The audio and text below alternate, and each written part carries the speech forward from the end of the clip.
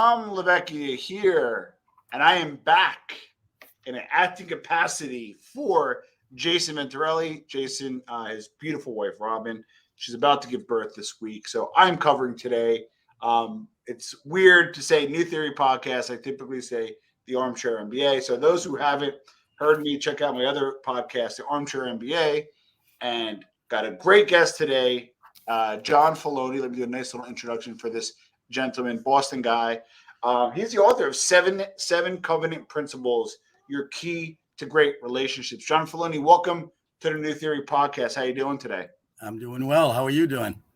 Well, so the thing is, we're in a different time, right? Where relationships, although we have easier connectivity, the relationships tend not to be as strong for many reasons, right? Mm-hmm. And a lot of reasons and nature of relationships, sometimes money is a focal point. Sometimes it's not, right? People always think it's always about the money. It's always about the money. But when your book, you kind of say it's a little different. Kind of walk us through what you think is kind of the fulcrum or the focus point on many meaningful relationships. Yeah, and the book is the Covenant Secret, and it's about covenants that we have with people. But when you discuss with business people, is it people? Is it money? Is it money? Is it people? And even if you are a person that picks money, a truth is you only get money through people. So there's no other way to get money. So you can say money all day long, but it's about the relationships that you have. And in the book, it talks about these 7 principles, which are universal laws. Things like gratitude, integrity, the golden rule. It's rather timely because I wrote this book about 30 years ago, and I self-published it as an ebook. And without advertising, there were over 40,000 copies out there. But then it got you sold 40,000 versions. Time out. You self-published. Yes. And you sold 40,000 copies. It was a free ebook, no advertising. I have no clue how I got 40,000 plus copies. I have no clue. So don't ask me how. Yeah. And it got great reviews and a lot of good comments. But the timeliness of it and why I wanted it out there in a hard in hard form is the buzzword in corporate America today is stakeholder capitalism, right? Yeah. It used to be that the shareholder was paramount and everything in the company was for the sake of the shareholder. The principal agent problem. Yeah. And with stakeholder capitalism, you have different stakeholders, and each one of those stakeholders that they talk about now was a chapter of my book that I wrote 30 years ago.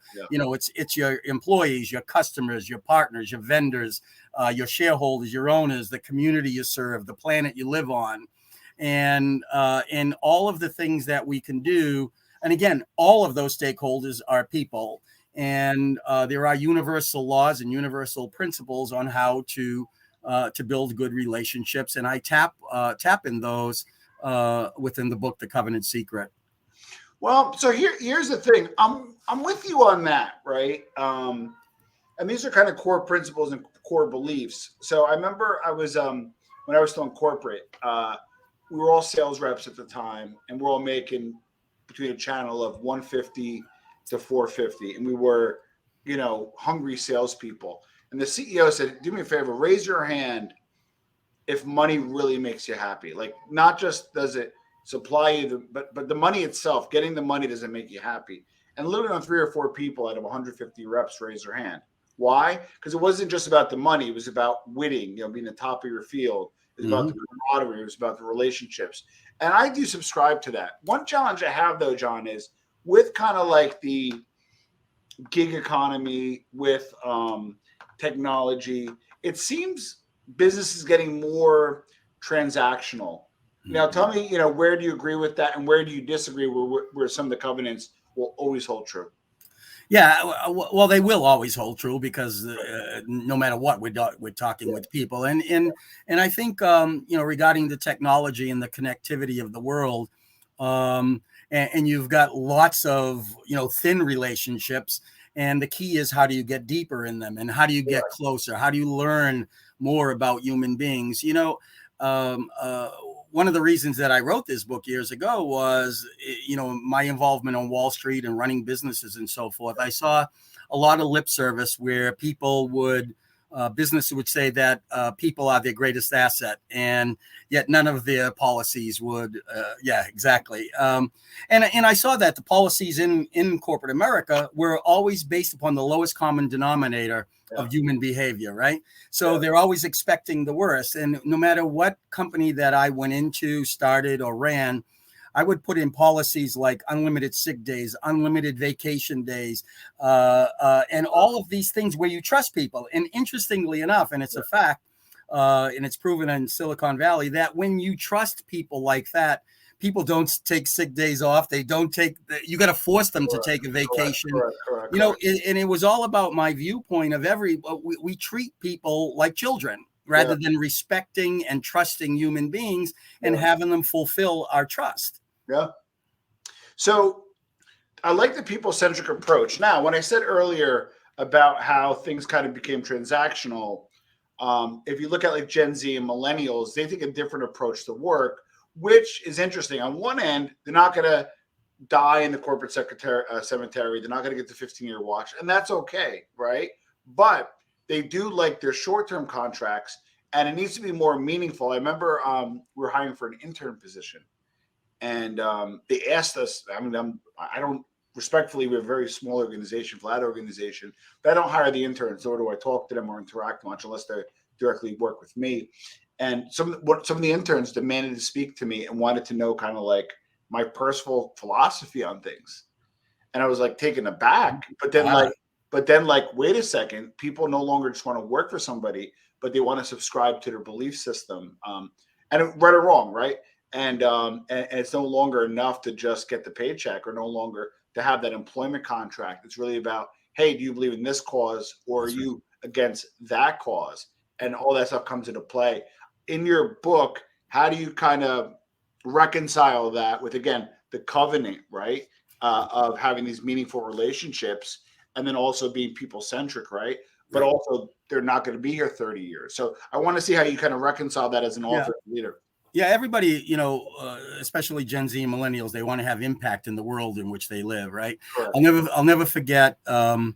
Oh God, I don't know how many years ago when Shaun White, the snowboarder, won his gold medals, and he was on the cover of Fast Company magazine. And coming back and winning after his gold medals, he was asked, "You've been offered 20 endorsements from 20 different companies, but you've only picked 3, one of them being Red Bull, which was a big one of his." And he looked at them with like they had 10 heads. And his answer was, I use those products. In our days, you can give this glass to Michael Jordan, pay him $1 million and say it's the best glass ever made. Kids today, the millennials, Gen Z, they really are about authenticity and realness. And it's a covenant that it's an unspoken one. And the way I define that covenant is in business, there's the differences between a client and a customer, right? A customer can be handled by a clerk in a store. Okay. Yeah. Anybody can handle a customer. It's a very shallow relationship. However, only a professional can handle a client. A professional would never allow a client to be handled by a clerk. And the reason is there's a covenant between a professional and a client. And that covenant is really simple. Anything that I counsel you on, I'm considering you before me. It has nothing to do with me. And it's that true service in your self-interest. And that's one of the things that builds that covenant relationship. And I'll never forget, I was in my late teens, and my father's best friend was dying of cancer. So I went and visited him in the hospital. And he literally had only a couple of weeks to live. And I had known him my whole life. He was my father's best friend, and I'm probably 18 or 19. Yeah. And as I was about to leave the room, this would be the last time I saw him. He said to me 5 words, which were the most powerful 5 words I've ever heard. He said, "John, it was nice knowing you." Wow. Now think about that. Here's a man on his dying bed taking his last breath. In 2 weeks, he was dead, telling me that knowing me enriched his life. It was good. It was nice. And that impacted me so powerfully, because imagine if every human being in our lives could have that viewpoint of us, is it was nice knowing you. Yeah. Now, and there's a lot in that word knowing. That's knowing our dreams. It's knowing our weaknesses. It's Correct. Knowing you. Yeah, really knowing you. Yeah. Yeah. Now, okay, so there's 7, but what is the covenant secret? If you had to pick one, what's the secret sauce? What's the, let's take somebody who is a W-2 employee watching this. They make 60 grand a year. They want to enrich your life. They want to enrich your personal relationships. They want to enrich your business relationships. But and they're an entrepreneur or just or a staffer, right? But they want to have deep and meaningful relationships. If they're going to watch the next 3 minutes of this, what would you say? Yeah, so I go through the 7 principles, which I will really quickly, which lead to the covenant secret. And that covenant secret I won't reveal. Kind of more of an ingredient. Yeah, you have to go that way. I mean, the first one is living by the golden rule, right? And treating others like we would we would like to be treated, doing to others that the way we would like to be done too, and not doing things that we won't. Look, but the interesting thing about the golden rule is the responsibility is on us. It doesn't say to treat people the way we would like to, and they have to respond a certain way, right? It has to be, period. And it's all, the onus is on us. So treat people with that. The second principle is about showing gratitude. And it's a universal law that which we show gratitude and that which we pay attention to expands, right? So Meister Eckhart, the great mystic, said, if the only prayer you ever say in your entire life is thank you, it will be enough. Plato said a grateful mind is a great mind, which eventually attracts itself to great things. Within that act of showing gratitude and paying attention to the things we're thankful for, all that stuff grows in our lives. So that's important. Hold on. If you didn't hear of him, it's okay. Have you ever heard of David Meltzer by chance? And if you haven't, it's okay. No. David Meltzer was Lee Steinberg, the inspiration for what was that movie with Tom Cruise? I'm drawing a blank right now. Yeah. Jerry Maguire. Yeah. And he was the CEO of that company. So what happened was he made $100 million. He lost $100 million, and then he made good some of it back. And what he talks about now is kind of vibration and energy, but the core of it is being humble, is possessing gratitude. And not that I'm very gracious for everything I have. I feel like I'm not there yet to kind of look back and downward. But what I'm kind of hearing from you and what I heard from him is no, every step of the way, be grateful. And even for the littlest things, Yeah. That expands, it grows. Gratitude is really everything. And so the next one would be, if you really want to serve people optimally, find out what they value. Because each different stakeholder has different values of things. Another thing, I was in Puerto Rico one time with my wife, and we were I think it was our honeymoon. Maybe it wasn't, but we were in Puerto Rico, and coming off the ship, we went through all the stores, and there was this medal that I wanted to buy, and it cost like $2,200. And I was willing to pay for it at the time, but we had just got off the ship. So gotten off the ship. So I said, I'll come back. Well, I saw the exact same medal in Puerto Rico, everywhere from $400 to $3,000. I had no sense of value to it. Yeah. I wouldn't pay $100 at that point. Yeah. So it's important to find out the value of things in each individual, even as an employer, to sit with our employees and to discuss, find out what they value in life and serve them, serve customers the same way, serve any one of our constituencies by first finding out what they value. That's a good point. What else? Honesty. Honesty builds trust. Trustworthiness is the foundation of character, and character determines the fruit and pleasures of a relationship. So trust and integrity are critical in any relationship. I was, when I was a young stockbroker, I went and worked with this personal coach down in Texas who worked with high-powered brokers, and you're there for 3 days, and it was like $3,000 in 1983. It was a lot of money, and he he first goes over the he gets a dictionary, and you look up the word honesty, and you go through everything about honesty, and you then swear to him that you are totally honest over the next 3 days with him, and if you're not, just go home now, because this isn't going to work. So you really agree, you make that covenant of honesty between each other. Then he asked one question, which was the most strangest question, most powerful question I ever heard. He says, "What is it about yourself you don't want me to know?" Oh, shit.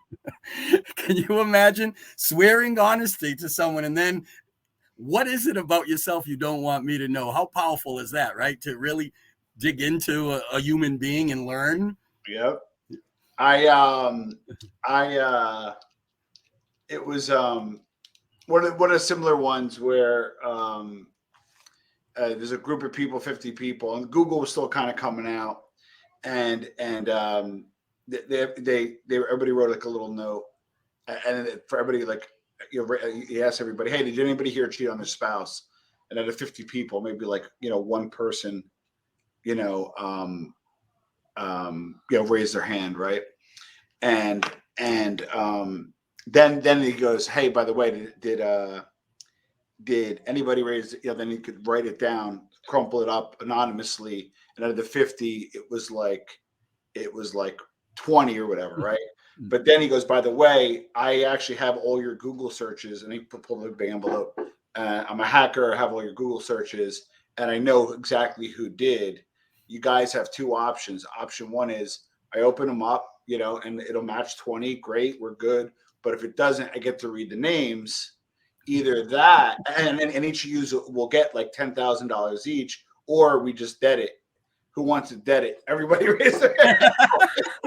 So it's like, so it's like, yeah. So it's what they value. yeah, agreed. And it's kind of like, maybe they value their discretion, I guess. I just always kind of jumped out at me. All right, so let's round out these covenants, because I'm interested to hear. All right, so 6 is passion plus compassion moves mountains. Okay. It's the Joseph Campbell follow your bliss kind of thing. And you really, I give an example of this being, I would say that Mother Teresa, and this knocks people on their butts, but I say Mother Teresa was a very selfish human being. And they say, what do you mean by that? Well, Mother Teresa, how can you say that? This woman suffered from morning till night with the poor, and her whole life was about suffering. I said, but isn't it interesting, though? What she said was, the more she suffered, the closer she felt to Christ. Oh, wow. That's selfish in a good way. It's not the negative connotation of selfish, right? It's the virtue of selfishness, if you will. But how fascinating is that? So we have to find our passion, what drives us, and if you want to be a good manager, sit down. I trained stockbrokers when I was younger in management, and I had the best pool of rookie brokers in EF Hutton in the region, and I was asked to speak about what's my secret. I said, it's really not that complex. What I would do is every morning, and I would take one of my brokers for lunch, for breakfast, and in the afternoon I'd take another broker for lunch, and we'd sit and we talk about their dreams, talk about their passions, talk about what their needs are, what they want to accomplish, what resources they'd have. And I go back to the office and I give it to them. Yeah. And it was really no big deal. But again, it's their finding out, and it's that covenant of finding out what people care about, what they value, what they're passionate about, and living your life with passion and compassion. So the 7th principle is to really look at your beliefs, and it's a process. What you believe determines what you think. What you think determines how you decide. How you decide determines the actions you take, which then gives results. Now, if you don't get the results you want, most people start at, well, I made a wrong decision. I took the wrong action, and they stay in that area. But if you really want to change your life, go back to your beliefs. Because if you look at your beliefs and what you believe, you don't have to change anything, because your thoughts and your decisions and actions all become their core. You don't have to even think about it or discipline yourself. So it's looking at an inventory of your beliefs and making sure they serve you. I mean, again, if what was it, Tony Robbins, if you kind of work within your belief window and then function there, and always know your truth, you'll always win, right? A lot of times you listen to people when they make mistakes or things go bad. It's something generally out of their character or something they normally don't do, or they got into something it always starts with, oh, I shouldn't have did it, but, right? So my point being is, if you live kind of truly within your belief window, you're honest with yourself, you build that trust. I love the passion plus compassion. I think that's amazing. And listen, a lot to download in 21 minutes and 11 seconds, John. This is, I mean, I covered last minute. Jason's having the baby. I'm back over the New Theory podcast. Kind of good to be back in the saddle here. John, how can we find you and how can we find the book? I'm going to put links below, but for those on audio, how can we find you and how can we find the book? Yeah, the book is The Covenant Secret. It's on Amazon. I have my website, johnfeloni.com. And I'm launching an app, an investment app. That I can't wait. That is just give us some notice before launch, and we'd love to. We'll come back and talk about it. Yeah, I don't want to say too much about it, but if it's half as good as I think it is, you'll get a stakeholder and possibly, when it gets public, an investor here. So sounds good, stuff, John. And I appreciate you coming on. Like I said, you've been flexible in your time, and we really appreciate that. We're just two guys having kids, so appreciate that flexibility. Check out John Feloni, Covenant Secrets. We're going to put the links below if you're watching on YouTube. We're going to put the links on iTunes. And John, thank you for being on the New Theory podcast. Thank you for having me, Tom. Nice meeting you.